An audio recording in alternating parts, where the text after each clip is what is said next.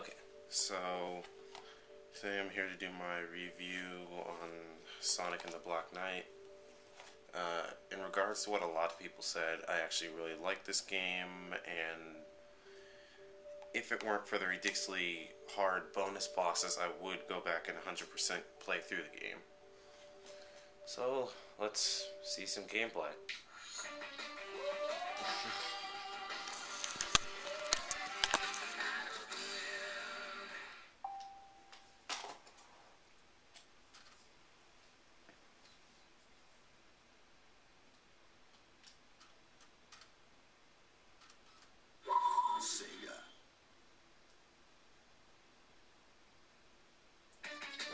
As usual, Sega always has a thing for making extremely beautifully designed game openings, so can't necessarily down them for that.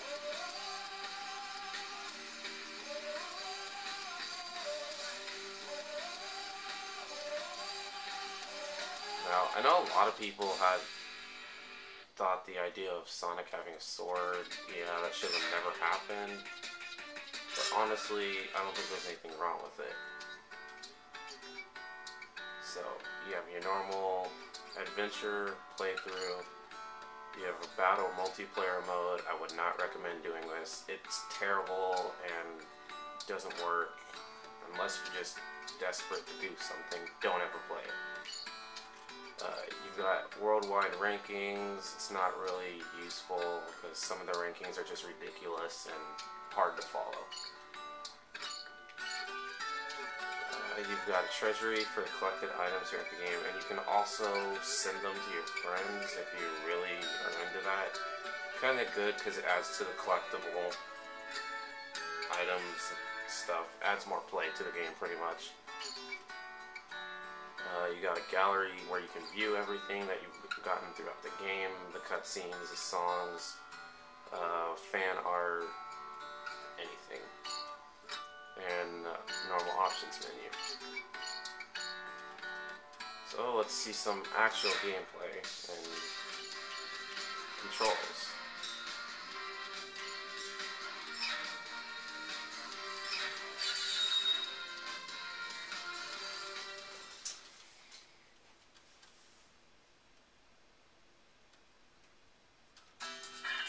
So you got your normal.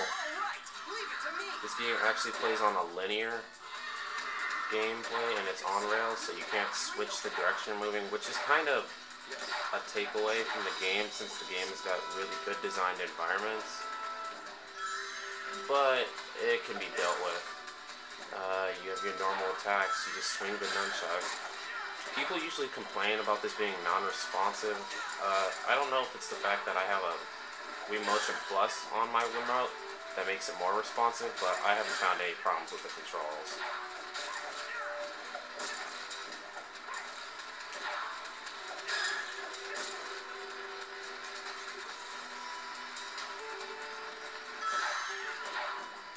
And the game basically plays like your normal Sonic game.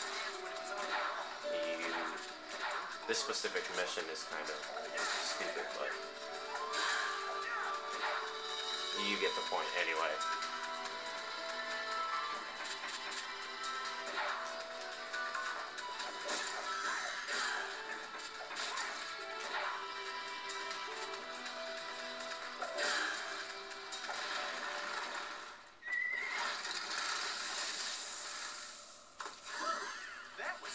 Now, this actually is how the gameplay normally plays.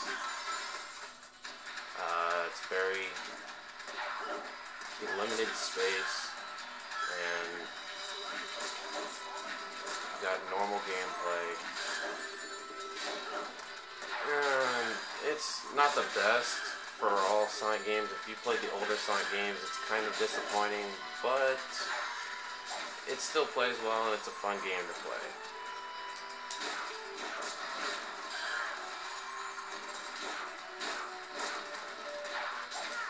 You still have homing attack, you still have all your normal abilities. But in this game, since Sonic's got a sword, they added a new ability that acts as his boost. And if you time this right, it's actually really useful and can make the gameplay a lot better.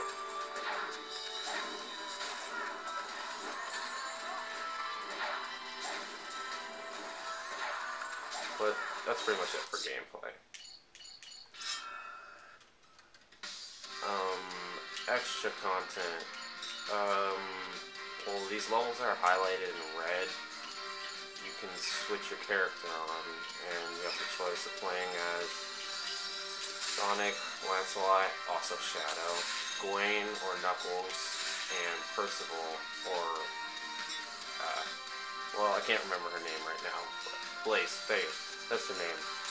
I wouldn't recommend using anybody except for Sonic or Shadow because the other characters just are stupid and have terrible controls, so yeah. And much less, there's not really a reason for playing as them except for if you want their extra weapons and to collect other stuff. Otherwise, I'd rather you play as Sonic. Sonic levels up faster and is just much better and easier to use. Now for graphics.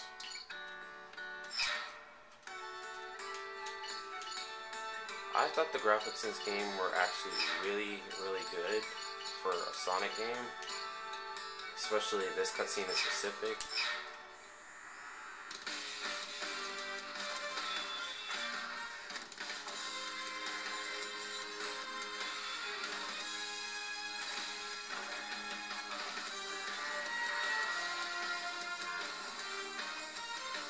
As you can see, Sega still doesn't have a problem designing extremely superior game graphics.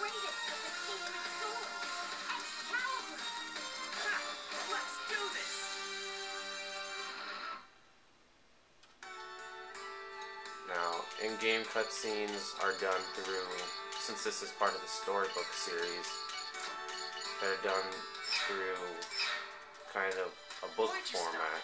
I could have taken him down, no problem. And the voice acting in this game, certain characters are questionable, but it's mostly your normal Sonic voice actors, so it's not anybody you've never heard before.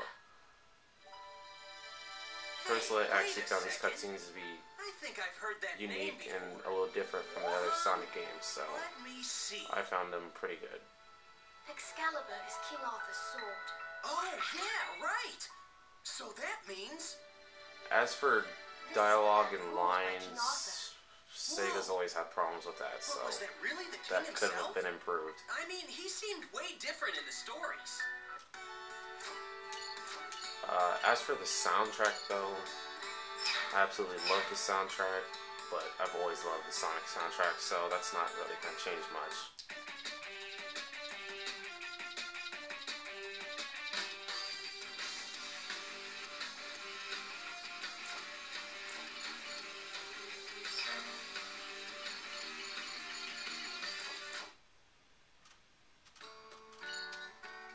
And that is pretty much it for my review on Sonic and the Black Knight.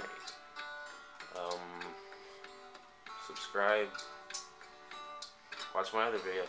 Thanks.